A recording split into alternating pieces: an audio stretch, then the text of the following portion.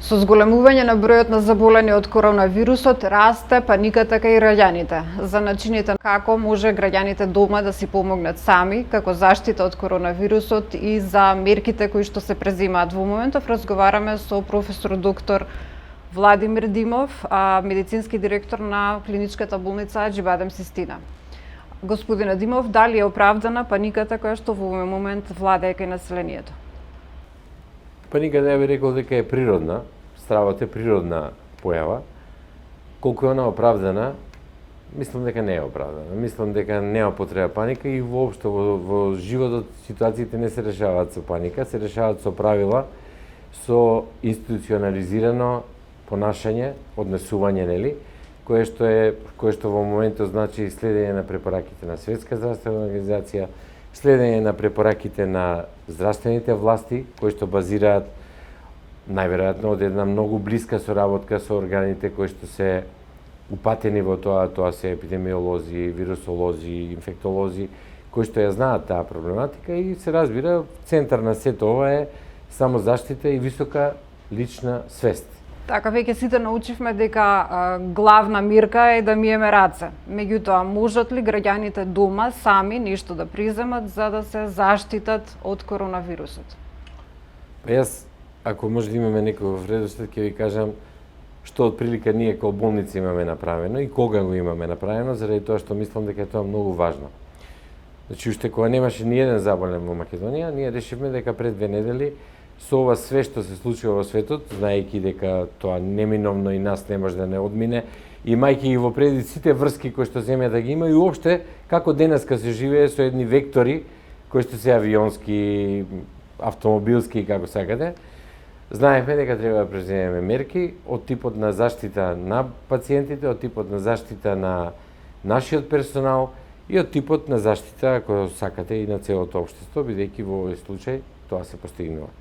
Ние направивме дека имаме ограничен достап во болницата по одредени правила во кои што се триажира секој болен со епидемиолошка, кратка, но епидемиолошка анамнеза и анкета која што е многу важна да ни укаже дали некој човек првобитно патувал, а сега веќе не дали патувал, дали бил и во контакт со определени луѓе кај кои што има сомнение дека тоа може да го има испитувани луѓе, и до нивно изолирање на самиот влез во болницата, со тоа што секој еден кој што ги има типичните, би рекол, симптоми, а тоа се треска или покачена температура, тоа се кашлица изразена која што може да биде, која што секој има, и заморот. Тоа се 3 изразени симптоми кои што, за разлика од другите вирусни заболувања, кои што се чести во сезоната, се разликуваат до некаде што може да дадат првобитна идеја дека може да се работи за сомнителни случаи. Ние тоа сме го направиле.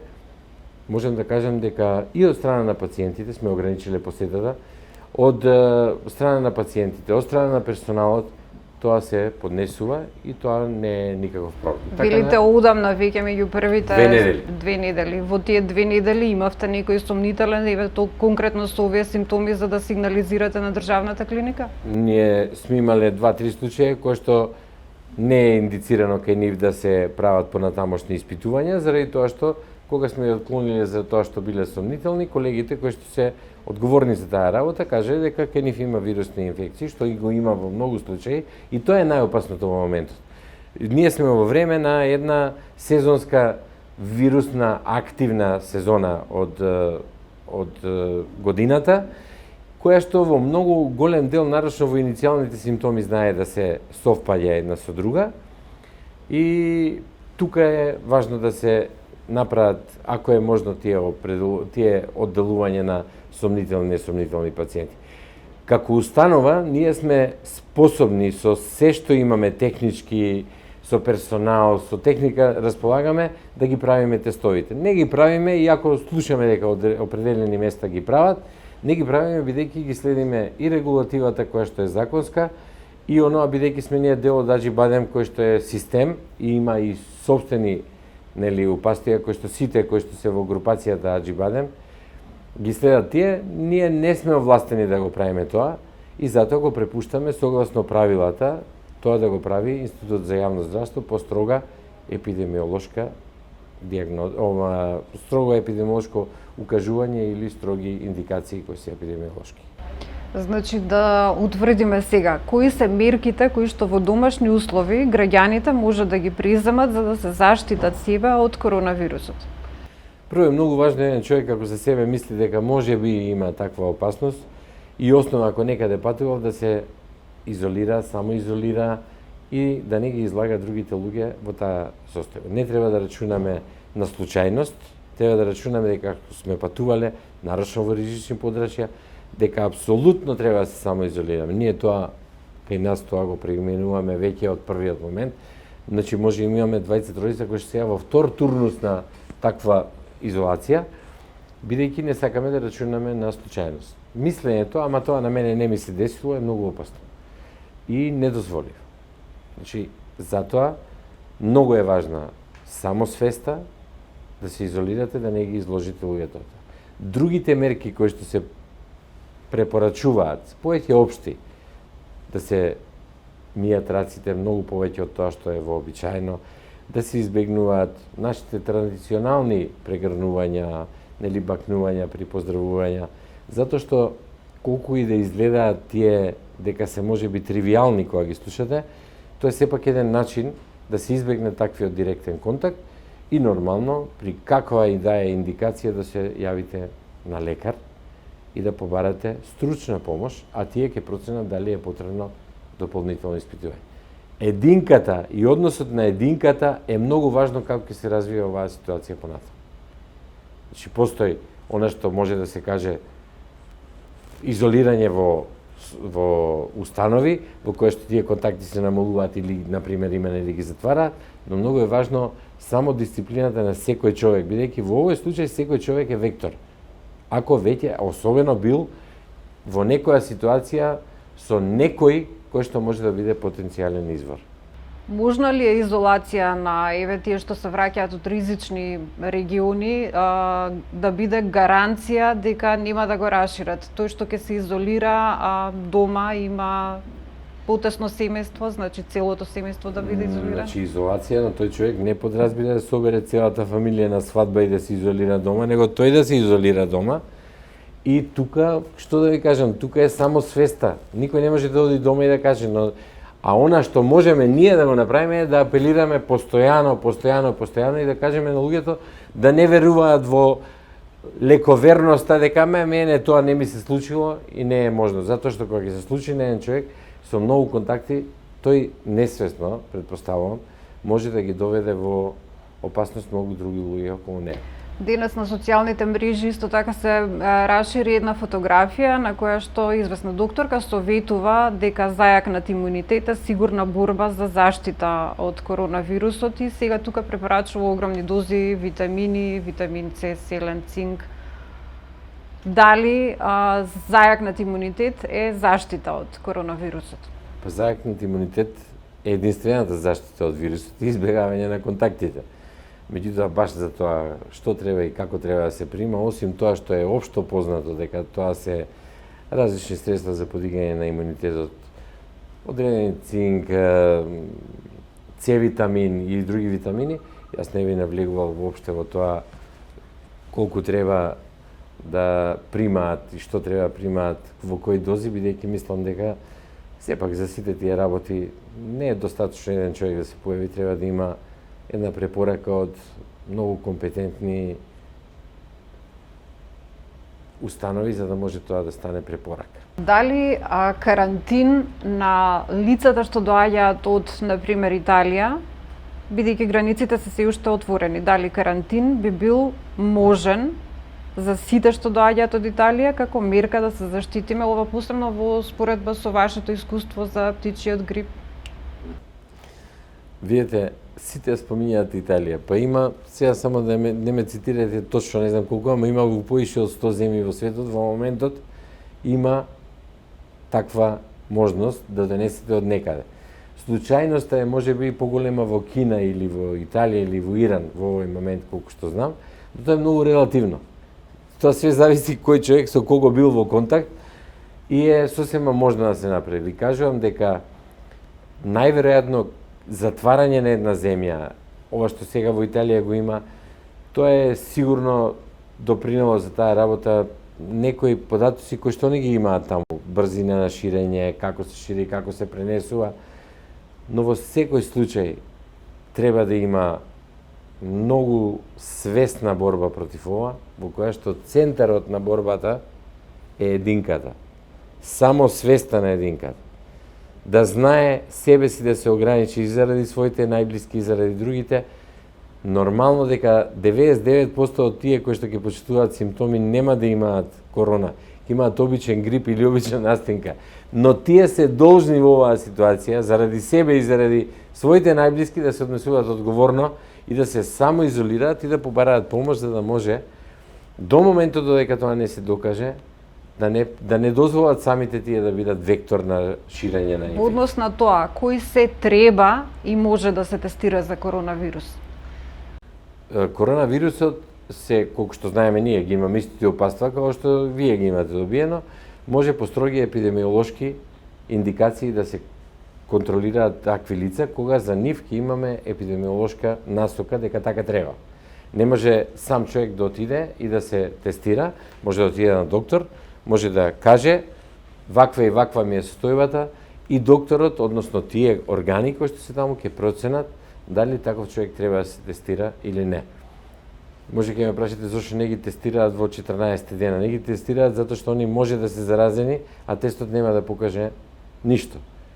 А и што од тоа да тестираме толку голем број на луѓе на кои што нема да докажеме таква работа. Пак ќе кажам, може сум малку и доседен во ова, меѓутоа само свеста, почитувањето на правилата на здравствените власти, кои што претпоставувам дека базираат по упатствата на стручните органи околу нив, најстручни, врзани со Светска здравствена организација, сигурно се живи контакти со земјите кои што веќе имаат лично искуство и во лекувањето и во откривањето поголемо од сите други, сигурен сум дека ќе претпорачаат како да се однесуваме со цел да не влегуваме во паника, него да влегуваме во решение. Кога ме прашате дали ќе има решение, решение ќе има. Добро, ќе има, сега како што имало за многу други, да не ги споминјаме, нели, вариола вера, ебола, птичи грип и други.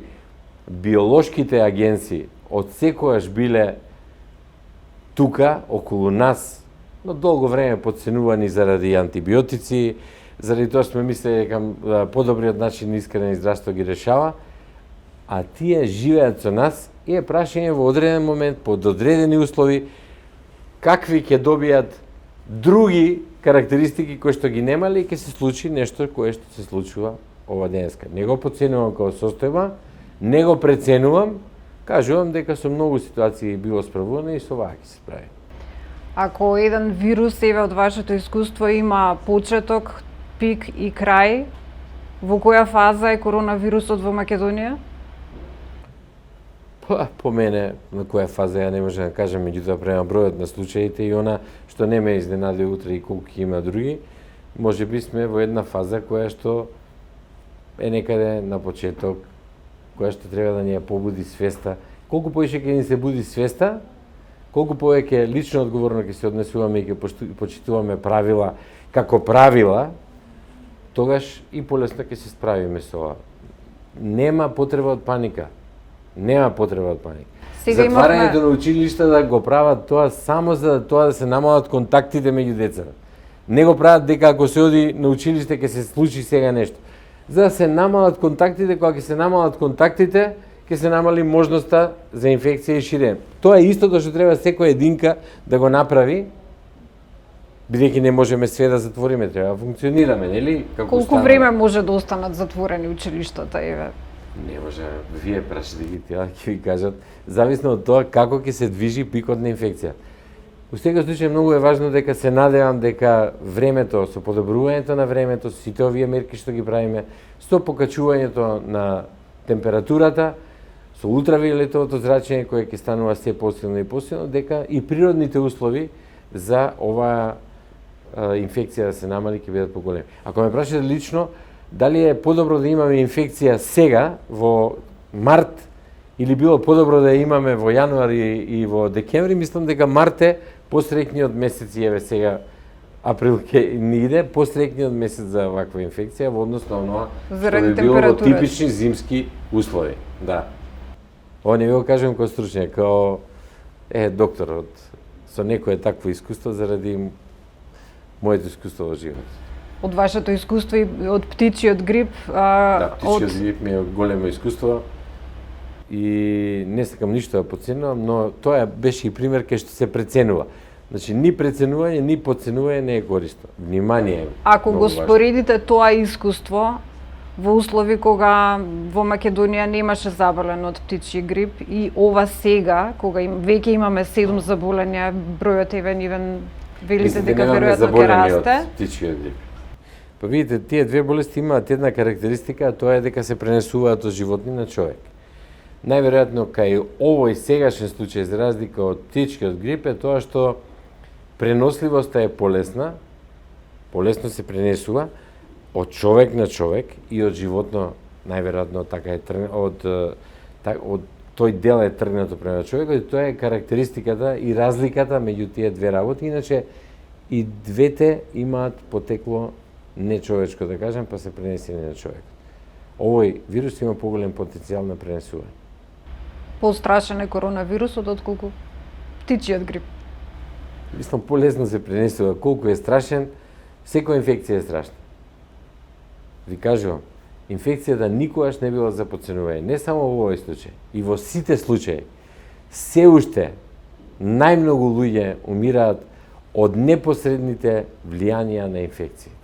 Може да е болен и од други болести, но непосредната смрт во најголем број на случаи настапува од инфекции. Таа може да биде различна, бактериска, вирусна или секако, но секако дека доаѓа на една почва на ослабен организам, дали од други болести, дали од возраст, дали од многу ситуации кои може да доведат. Затоа како последно прашање, какви се вашите препораки за самозаштита кај болните, кај тие што се веќе болни од други болести, за здравите луѓе? Контактите се многу важни затоа што човекот е векторот на пренесување, да се намалат онолку колку што е можно, особено блиските контакти, да има исхрана, да има се она што е општо за подигање на имунитетот. Нема, значи, кога би тргнале во исхраната би било зеленчук, овошје, такви работи да се примаат, да се прима исхрана која што може да не заштити, но конкретна заштита од тоа е вирусна инфекција, нема. Ние можеме само општото здравје да го подигаме, имуниот систем, на ваков општ начин да си го одржуваме, да бидеме, организмот да биде во добра општа состојба, а се друго зависи од тоа како тој вирус ќе се понаша кај нас и нема никаква директна препорака дека треба да земате некој лек кој што ќе ве заштити или да не земате нешто и тоа ќе ве заштити. Изолација, поштување на основните хигиенски мерки и респект кон себе и кон другите кога мислите дека нешто не е во ред. Кога велите да ги почитуваме препораките на здравствените работници, ние сега имавме пример како здравствен работник не ги почитуваше препораките на Министерството за здравство. Како да очекуваме некој друг што не е здравствен работник, нема врска со медицината, да ги почитува и да има доверба во тие препораки? Видите, јас не сакам никого да кривам и да бранам. Се разбира дека здравствените работници имаат поголема одговорност него што имаат другите, да покажат и со личен пример, но јас од тука за да излечеме корисна порака за другите, бидејќи претпоставувам дека и таму било тоа, не било намерно, било дека еве мене тоа не може да ми се случи, да не постапуваат по принципот мене тоа не може да ми се случи, па да играме руски рулет на крајот, да не знаеме што ќе биде, него кога сте изложени во определена ситуација која може да е потенцијална опасност, да бидете многу самодисциплинирани за да не доаѓаме во вакви ситуации. Благодарам. За мене тоа е правилно излекување, на пример, во овој случај.